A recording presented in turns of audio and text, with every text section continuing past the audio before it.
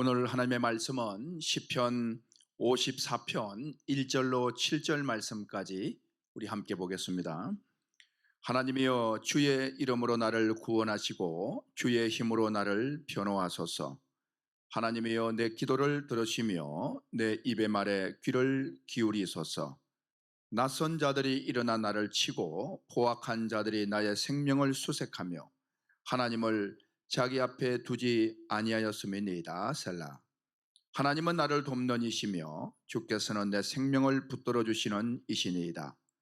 주께서는 내 원수에게 악으로 갚으시리니 주의 성실하심으로 그들을 멸하소서.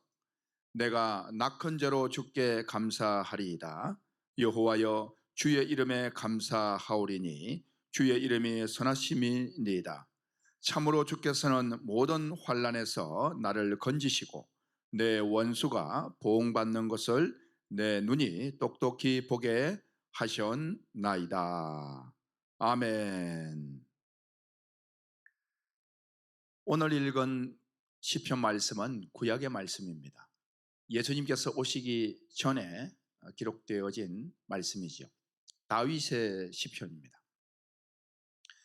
예수님께서는 요한복음 5장 39절 말씀에서 너희가 성경에서 영생이 있는 줄 생각하고 이 성경을 연구하거니와 이 성경은 곧 내게 대하여 증언하는 것이니라 라고 말씀을 하셨습니다. 그때 말하는 성경은 잘 아시다시피 신약이 기록되기 전이니 구약 성경을 말하는 것입니다.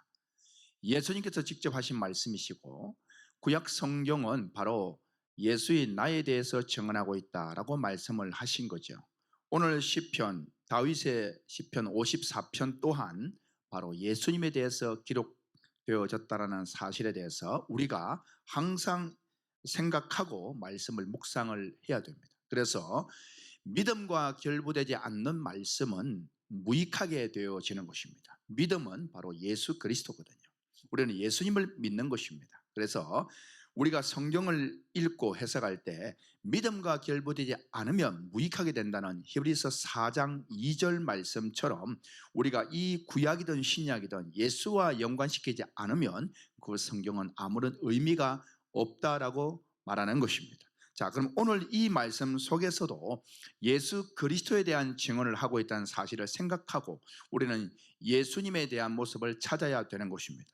오늘 시편 54편 1절 말씀을 주목하면 이렇게 기록합니다. 우리 같이 한번 읽겠습니다. 하나님이여, 주의 이름으로 나를 구원하시고 주의 힘으로 나를 변호하소서. 아멘. 주의 이름으로 나를 구원하소서. 무엇으로 구원한다고요? 주의 이름으로. 그러면 이 주의 이름이라는 것은 오늘 본문에 보게 되면 하나님이여, 주의 이름으로 하면 하나님의 이름 여호와 이렇게 볼 수 있습니다. 여호와라는 의미가 뭡니까? 약속하신 것을 이루시는 하나님. 그러면 하나님의 약속 중에 약속이 무엇이겠습니까? 바로 구원자를 보낸다, 메시아를 보낸다. 구약의 약속 중에 약속은 메시아가 오게 된다는 약속인 겁니다. 그러면 하나님이여, 주의 이름으로 나를 구원하시고 라고 할 때에 그 주의 이름이 구원의 이름이 된다는 것이죠. 여러분, 이름이 구원자가 된다는 사실, 사도행전 4장 12절에서는 이렇게 증언합니다. 다른 이로서는 구원을 받을 수 없나니 천하 사람 중에 구원받을 만한 다른 이름을 우리에게 주신 일이 있다 없다? 없다라고 말씀을 하셨습니다. 그래서 다른 이로서는 구원을 받을 수가 없다. 천하 사람 중에 구원받을 만한 다른 이름을 주신 적이 없다. 그럼 오직 누구의 이름? 그리스도 예수죠. 예수 그리스도의 이름만이 구원을 받는 이름이라는 거예요. 그래서 사도들이 사도행전 4장에서 예수 그리스도의 이름으로 부활 예수를 전하니 그 당시에 예수를 죽였던 대제사장 서기관 바리새인들이 그들을 붙들고는 그들을 억압하면서 예수의 이름으로 증언하지 마라, 그렇게 위협을 했던 것이죠. 그러나 사도들은 오직 구원의 이름은 예수 그리스도 이름밖에 없다라고 증언을 했던 것입니다. 자, 그렇다면 오늘 시편 54편 1절 말씀에서 하나님이여, 주의 이름으로 나를 구원하시고 라고 할 때에 나를 구원하는 그 주의 이름이 누구의 이름이냐? 그리스도 예수라는 사실입니다. 그래서 오늘 이 시편에서 바로 예수님에 대한 것을, 메시아를 생각하고 이 말씀을 묵상을 해야 되는 것이죠. 자, 그리고 1절에 이어하는 말씀이 주의 힘으로 나를 모아소서 변호하소서라고 증언을 합니다. 주의 힘으로 나를 변호하소서. 여러분, 법정에서 변호사가 있습니다. 우리에게 변호사가 있다 말입니다.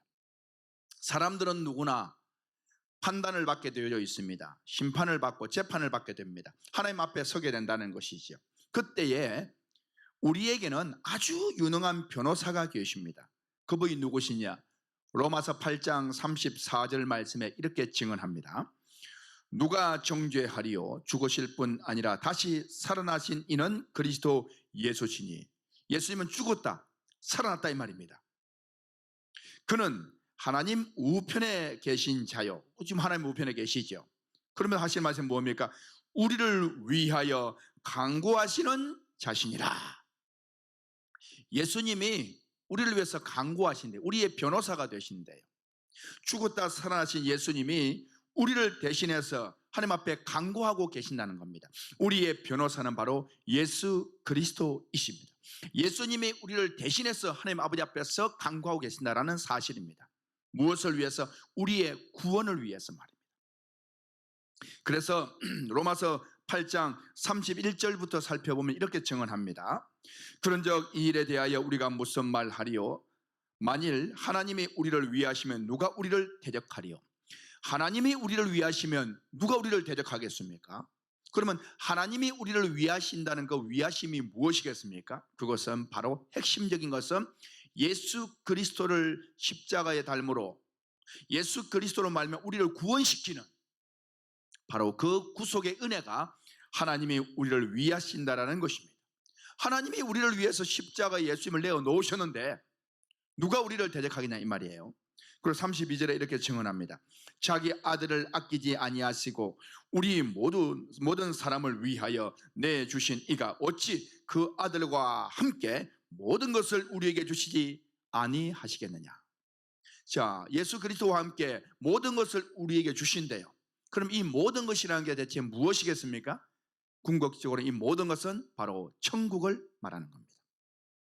예수 그리스도께서 천국에서 왕권을 받아 누리시는 것처럼 예수를 믿는 우리 또한 하나님 아버지께서 그 아들 예수를 우리를 위해서 내어 놓으셨는데 그 하나님이 우리에게 그 천국을 허락하지 않겠냐 이 말이에요. 모든 것을 다 허락하셨다라는 것입니다. 자, 그러면서 33절에 보게 되면 이렇게 기록합니다. 누가 능히 하나님께서 택하신 자들을 고발하리요? 그러면 우리가 예수 그리스도께서 당신의 아들을 내어놓기, 하나님 아버지께서 아들을 내어놓기까지 우리를 위하신 우리를 누가 고발을 한다 이 말입니다. 고발한다는 건 무엇입니까?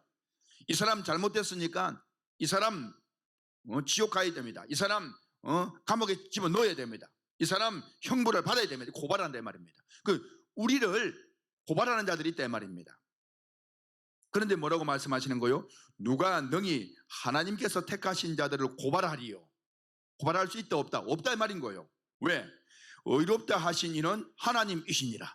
오늘 시편 54편 1절에서 하나님이여 주의 이름으로 나를 구원하시고 주의 힘으로 나를 변호하소서라고 할 때 이 주의 이름 그리고 변호사는 바로 예수 그리스도이십니다. 여러분, 주의 이름으로 우리는 구원받으심을 확신하시기를 바랍니다. 주의 이름으로 구원을 받았다는 사실은 내가 예수 그리스도를 믿습니다 라고 하는 그러한 단순한 믿음이 아닙니다. 주의 이름으로 구원을 받았다는 것은 바로 예수 그리스도가 나를 대해 십자가에 죽으신 십자가의 대속의 은혜, 그것을 깨닫고 분명한 죄 사함을 인정하는 것. 예수님께서 나를 위해서 십자가에 대신 죽으셨다. 내 모든 죄가 십자가에 끝났다. 나는 하나님 아버지 앞에 의로운 자가 되었다. 누구로? 예수 그리스도의 은혜로 말미암아. 이것을 굳건하게 믿는 그것이 뭐냐? 예수의 이름을 믿는다라고 하는 것입니다. 그냥 예수님은 하나님의 아들이십니다.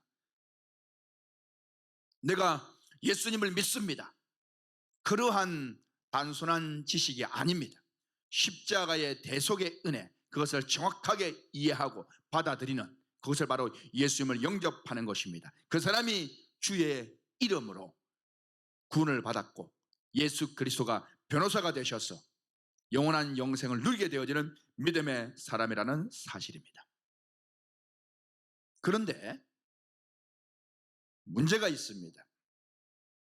이러한 믿음에 대하여 공격하는 자들이 있으니 그 사람을 오늘 시편 54편에서는 낯선 사람들이라고 표현하고 있습니다. 낯선 사람들. 자, 오늘 시편 본문 54편 3절을 한번 읽어보겠습니다. 다 같이 시작. 낯선 자들이 일어나 나를 치고 포악한 자들이 나의 생명을 수색하며. 자, 낯선 자들이 일어나 나를 친다는 거예요. 오늘 설교 제목이 낯선 자들이면 대체 누가 낯선 자들인지 우리는 알아봐야 됩니다. 낯선 자들이 일어나 나를 치고 포악한 자들이 나의 생명을 수색하며. 자, 여기에서 낯선 자들과 포악한 자들은 사실은 같은 의미예요. 이 낯선 자들은 포악한 자들입니다. 이 포악한 자들이 낯선 자들입니다. 여러분, 낯선 자들이라고 하는 것은 어떤 것입니까? 낯설다, 익숙치가 않다, 처음 본다, 잘 모르는 사람이다. 이게 낯선 사람이죠. 그런데 이 낯선 자라고 하는 이 히브리어의 의미를 보게 되어지면 이 낯선 자들이라는 건 히브리 말로 주르라고 하면 주르는 다른 사람, 타인, 모르는 사람 이런 의미가 있습니다. 그래서 낯선 자라고 표현합니다. 그런데 이 의미 중에는 창녀라는 의미가 있습니다. 창녀는 잘못된 사람이겠죠. 잘못된 사람을 예표하는 것이겠죠. 그리고 법과 다른 불법이라는 의미가 있습니다. 낯선 사람은 불법이라는 의미가 있다. 법을 따르지 않는 불법을 따르는 자, 이게 낯선 사람이라는 의미입니다. 창녀라는 의미가 있습니다. 잘 모르는 사람 이런 의미도 있으나 그 의미 속에는 창녀, 그리고 법을 따르지 않는 불법을 행하는 자, 이게 낯선 사람이라고 하는 것입니다. 그럼 여러분, 마태복음 7장에 보게 되어지면 불법, 낯선 자들이 있습니다. 불법을 행하는 자들이 있었습니다. 마태복음 7장 23절 말씀에 보게 되면 그때에 내가 그들에게 밝히 말하되 내가 너희를 도무지 알지 못하니 불법을 행한 자들아 내게서 떠나가라. 이 불법을 행한 자들이 있네요. 주로 낯선 자들이 있습니다. 그러면 이들이 누구냐? 이들은 보통 사람들이 아닙니다. 마태복음 7장 22절에 보게 되니 그날에 많은 사람들이 나더러 이르되 주여 주여 우리가 주님의 이름으로 선지자 노릇을 했습니다. 주님을 잘 안다라고 자부하는 사람들, 믿음의 사람들이라고 인정하던 그 사람들이었습니다. 내가 주님의 이름으로 선지자 노릇하고 주의 이름으로 귀신을 쫓아내며 주의 이름으로 많은 권능을 행하지 아니하였나이까. 전부 주의 이름을 했다는 거예요. 이 놀라운 일들을 행한 사람, 이 사람 주의 이름을 했다 이 말입니다. 그런데 예수님은 내가 너희를 도무지 알지 못한다. 불법을 행한 자들아 내게서 떠나가라. 그렇게 주로 낯선 자로 여겨버렸다 이 말이야. 내가 널 도무지 낯설다. 너 내가 모르겠다. 떠나가라는 겁니다. 그런데 이들은 주님의 이름으로 일을 했던 너무나 성실한 주의 종과 같은 그런 사람들이었습니다. 왜 그럴까요? 바로 불법이었습니다. 바른 말씀이 아니었다는 것입니다. 하긴 했는데 바른 말씀이 아닌 것을 붙들고는 열심히 사역을 했는데 예수 이름으로 한다고 했지만은 그것이 예수 이름으로라는 말만 했지 바른 성경이 아니었기 때문에 불법으로 간주되고 낯선 자로 지옥을 갈 수밖에 없었던 것입니다. 여러분, 그래서 오늘 낯선 자가 일어나 나를 친다라고 할 때 오늘 시편 54편 말씀에서 이 낯선 자는 우리가 생각할 때 전혀 얼굴을 모르는 사람일 것 같지만 사실은 육신적으로 보게 되면 너무나 익숙하고 너무나 친숙한 사람일 수도 있습니다. 언제나 가까이 있어서 너무나 익숙하고 너무나 친숙한, 너무나 잘 아는 그런 사람인데 낯선 자라고 표현하는 겁니다. 왜? 육신적으로는 너무나 익숙하고 너무나 잘 아는 사이인데 영적으로 보니까 비진리더라. 비진리는 어둠이거든요. 어둠과 빛은 너무나 낯선 것입니다. 가까이 할 수가 없는 것입니다. 영적으로 보게 되면 낯선 자들이 우리 주위에 많이 있습니다. 육신적으로는 전혀 낯설지 않고 익숙한데 영적으로 보게 되면 어둠이라는 거예요. 낯설다는 겁니다. 주여 주여 우리가 주님의 이름으로 선지자 노릇했습니다. 주의 이름으로 많은 권능을 행하고 귀신을 내어 쫓았습니다. 이들 믿음의 공동체 안에 있었던 리더들입니다. 전혀 낯설지 않습니다. 그러나 영적으로 보면 불법을 행하여 바른 성경이 아니었기에 완전히 낯선 사람으로 낙인 찍혀서 지옥을 갈 수밖에 없었던 것입니다. 낯선 자들이 일어나서 우리를 치고, 이 무슨 말입니까? 비진리로 가르친다 말입니다. 포악한 자들이 우리의 생명을 수색한다, 찾고 있다 말입니다. 이 포악한 자들이 누굽니까? 생명을 찾는 자들, 비진리를 전하는 자들이겠죠. 그래서 이들은 그냥 나타나지 않습니다. 마태복음 7장에 왔으니까 7장 15절에 이렇게 증언합니다. 거짓 선지자들을 삼가하라. 누굴 삼가를? 거짓 선지자. 거짓 선지자는 선지자인데 거짓말하는 선지자입니다. 이 거짓말은 윤리도덕적인 거짓말이 아니에요. 바른 말씀이 아닌 비진리를 전하는 자들을 말하는 것입니다. 거짓 선지자를 삼가하라. 양의 옷을 입고 너희에게 나오나 속에는 노략질하는 일이라. 양의 옷을 입고 나온다 이 말입니다. 근데 속에는 이리가 있는 겁니다.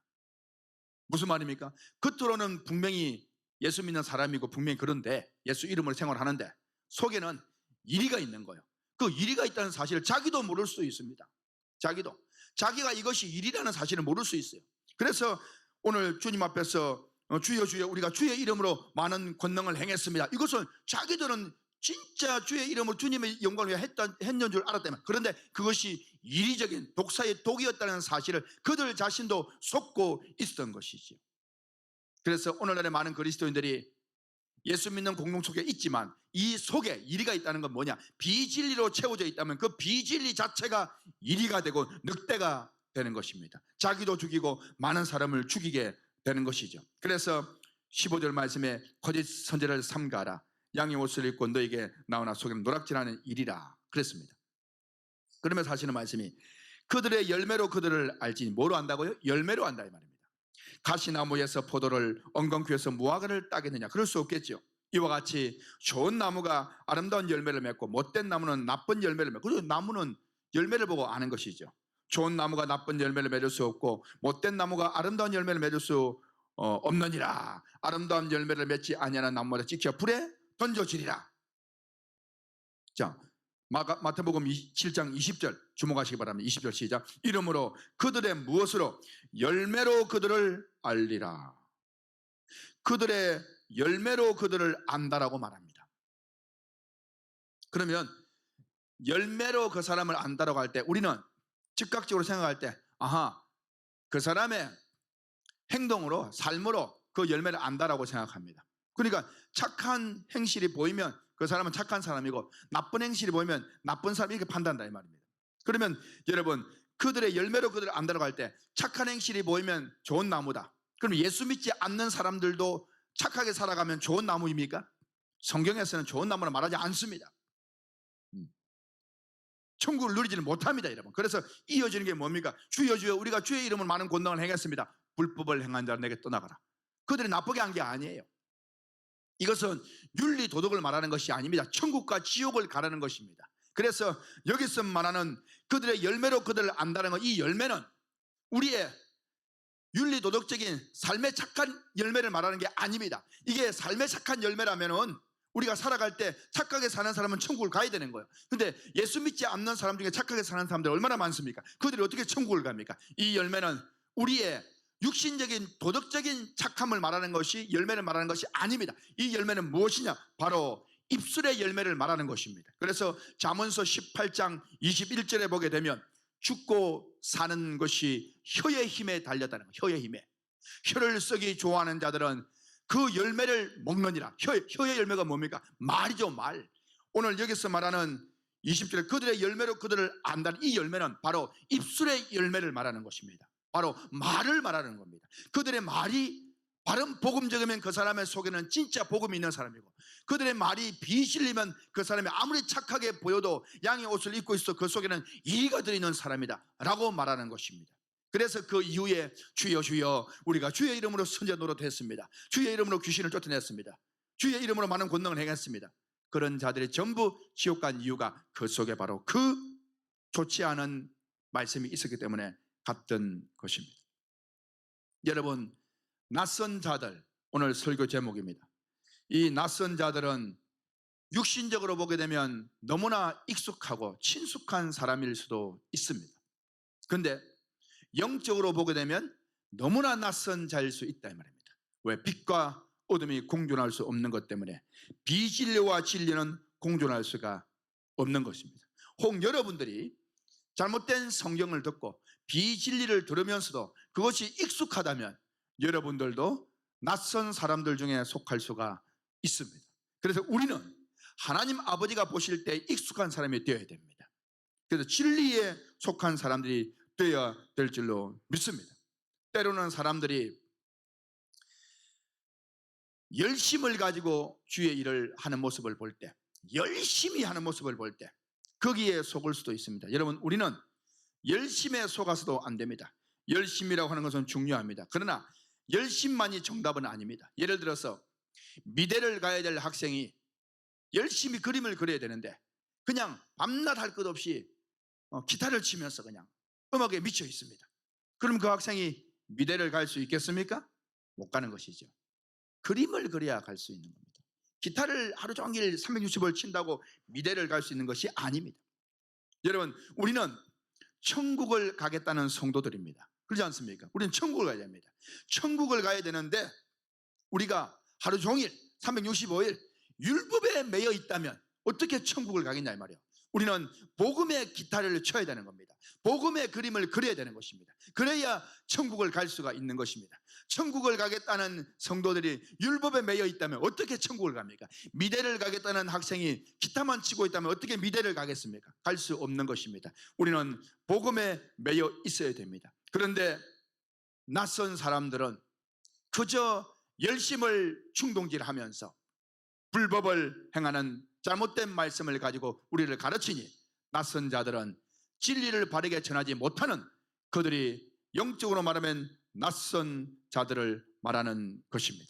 내가 증언하노니 그들이 하나님께 열심은 있으나 올바른 지식을 따른 것이 아니다라고 로마서 10장 2절에서 말하고 있습니다.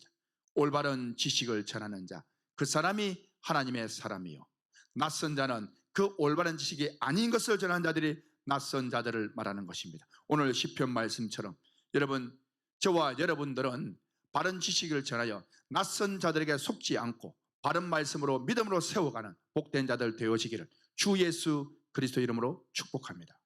감사합니다.